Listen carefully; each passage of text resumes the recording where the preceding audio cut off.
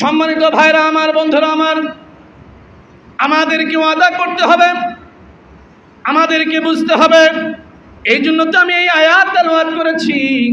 আল্লাহ পাক রব্বুল আলামিন কোরআনুল কারীমের মধ্যে বলেছেন, ওয়াকালাল্লাযীনা কাফারু রব্বানা আরিনাল লাযাইনি আযাল্লানা মিনাল জিন্নি ওয়াল ইনসি নাজআলহুমা তাহতা আকদামিনা লিয়াকুনা মিনাল আসফালিন।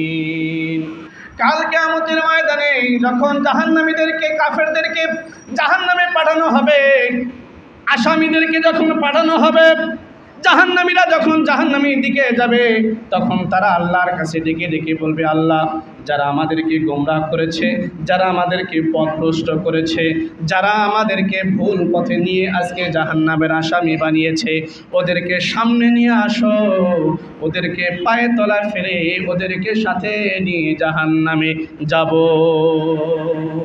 আপনি যদি কোনো নেতাকে, আপনি নেতা হয়ে কোনো কর্মীকে যদি ভুল পথে চলান, আপনি বাবা হয়ে যদি সন্তানদেরকে ভুল পথে চলান, আপনি স্বামী হয়ে যদি আপনার স্ত্রীকে ভুল পথে চলান, আপনি বড় ভাই হয়ে ছোট ভাইকে যদি ভুল পথে চলান, আপনি মাস্টার হয়ে যদি ছাত্রছাত্রীদেরকে ভুল পথে চলান, ইমাম হয়ে যদি মুসল্লিদেরকে ভুল পথে চলান, কাল কিয়ামতের ময়দানে শুধু মুসল্লিরাই জাহান্নামে যাবে না, যারা ভুল পথে তাদেরকে পরিচালিত করেছে তাদেরকেও জাহান্নামে যাইতে হবে। কথা ঠিক কি না?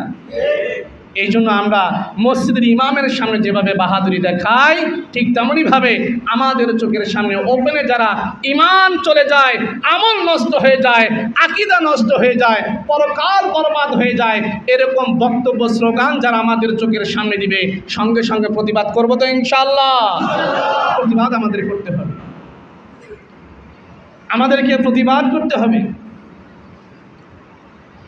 কারণ আল্লাহ রাসূল সাল্লাল্লাহু আলাইহি ওয়াসাল্লাম হাদিসের মধ্যে বলেছেন, লা তাআতা লিমাখলুক ফি মাসিয়াতিল খালিক।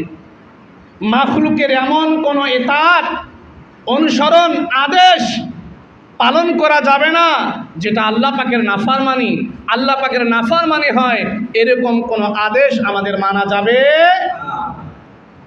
বাবা যদি সঠিক ইসলাম অনুযায়ী আদেশ করে, সে বাবা মার কথা মানব।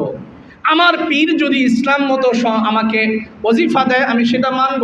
আমার দলের নেতারা যদি আমাকে সঠিকভাবে সাজেশন দেয়, আমি সেটা মানব। কিন্তু যেই আদেশ আমার ঈমান চলে যায়, যেই আদেশে আমার আখিরাত বরবাদ হয়ে যায়, নষ্ট হয়ে যায়, এরকম কোনো আদেশ কোনো